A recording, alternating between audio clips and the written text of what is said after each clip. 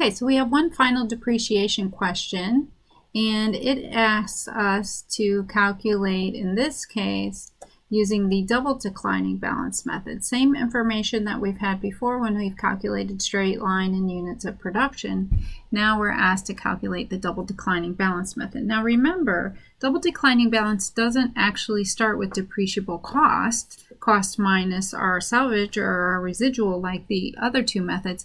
It actually starts with book value. And the way that we calculate book value is to take your cost minus accumulated depreciation. Well, we purchased this piece of equipment for $12,100 at the beginning of the year. Now, in the first year, there is no accumulated depreciation. So in that case, my book value is simply what I paid for it in the first year, $12,100.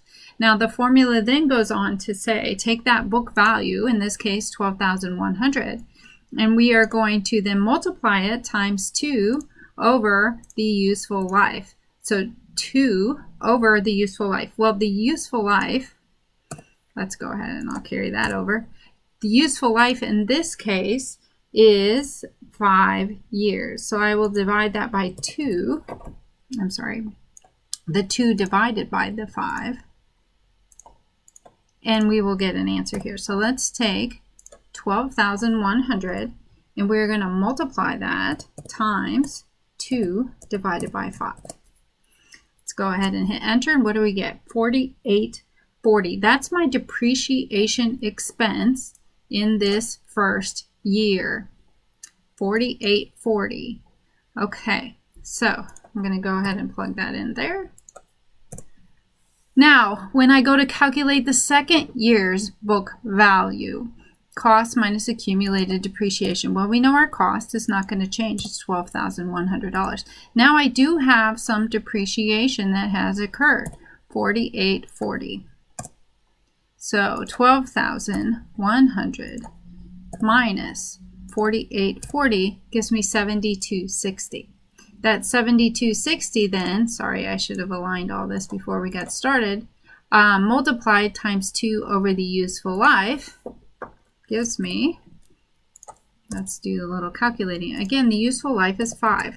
Now that 2 over 5, which is 40%, is not going to change throughout the life of this calculation. So we've got 7260, excuse me. And I'm going to multiply that again times 2 divided by 5. And what do we get? 2940 this time. Okay. So my second year's depreciation is now 2940. So you can see under double declining balance, we take a lot more depreciation early on, and then it continues to decline after that. Then to calculate my my accumulated depreciation for those 2 years, I'll just add those two together. I get 7740. And then to calculate my next year's book value, again, we always start with the cost, which was 12,100. And I'm going to subtract the accumulated depreciation of 7740, and that will give me my ending book value of 4356. So again, let's go ahead and plug that into the computer.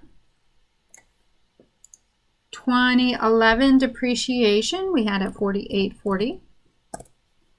In 2012 it was 2904. Accumulated depreciation, if you add those two together, 7744. And then that ending book value, 4356, which is just my cost minus this accumulated depreciation.